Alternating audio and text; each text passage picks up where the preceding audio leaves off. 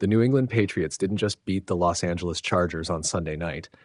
They dismantled them, methodically and mercilessly, in a 16-3 AFC Wild Card victory that raised uncomfortable questions about Justin Herbert and where his postseason legacy is headed. Herbert is only 27 years old. By any reasonable measure, time is still on his side. Quarterbacks have rewritten their narratives later in their careers before, but reputations in the NFL don't wait for patience. And after 3 playoff appearances with no wins, each ending in a different kind of collapse, a troubling pattern is forming. Fair or not, the conversation around Herbert is shifting from when to why not. This loss was not solely Herbert's fault.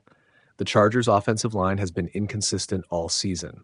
The running game never established rhythm or physicality. Too often, Los Angeles places the entire burden of success on Herbert's right arm, asking him to rescue broken possessions and overcome structural flaws. Over the course of a long season, that wears on even the most gifted quarterbacks. Still, playoff football is unforgiving. Context matters, but results matter more. And on the league's biggest stage, Herbert once again came up short. What made this loss sting even more was how long the Chargers' defense kept them alive. New England's offense wasn't explosive. Rookie quarterback Drake Maye played within himself, avoided catastrophic mistakes after an early interception, and capitalized when opportunities presented themselves. The Patriots didn't overwhelm Los Angeles, they suffocated them, and Herbert never found an answer. Deep into the fourth quarter, Herbert hadn't even surpassed 100 yards passing.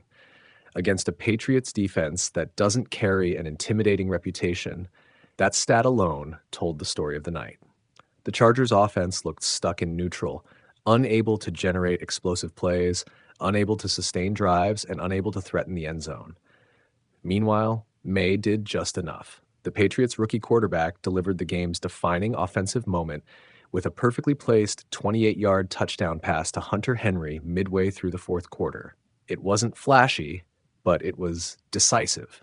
In a game dominated by defense and field position, that single strike felt like a knockout blow. From that point on, a 13-point deficit might as well have been a mountain. The Chargers had shown no indication they could climb it. The first half set the tone for what became one of the most methodical playoff wins of the weekend. Despite featuring 2 highly regarded quarterbacks, the opening 30 minutes produced no touchdowns. The Chargers had their chance early.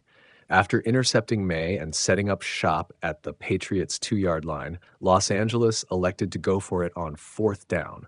Herbert's pass fell incomplete. A moment that could have shifted momentum instead became a missed opportunity, a theme that would repeat throughout the night. New England answered with a 93-yard drive of its own, but even that possession stalled, resulting in a field goal.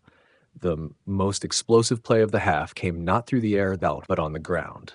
In the final minute before halftime, Maye took off on a scramble and found open grass, ripping off a 37-yard run that flipped field position and set up another Patriots field goal. At halftime, New England led 6-3. It wasn't pretty, it wasn't thrilling, but it was controlled, disciplined football, exactly what playoff games often demand. The Chargers, by contrast, looked tight. Routes lacked urgency. Protection broke down too quickly. Herbert seemed hesitant, missing throws he routinely makes during the regular season. Whether it was pressure, game plan, or the cumulative weight of past postseason failures, something was clearly off. That tension boiled over on a defining second-half play. Under heavy pressure, Herbert fumbled the ball and was crushed by Elijah Ponder as the Patriots recovered. Herbert stayed down momentarily, the wind knocked out of him, the moment emblematic of a night where nothing came easy. Even when plays weren't disastrous, they were rarely positive. By the time Maye connected with Henry for the touchdown, the contrast between the 2 quarterbacks was stark. One was calm, efficient, and opportunistic.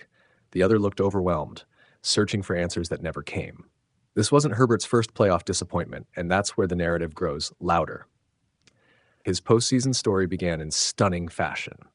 In his first playoff appearance, the Chargers raced out to a 27-0 lead over the Jacksonville Jaguars.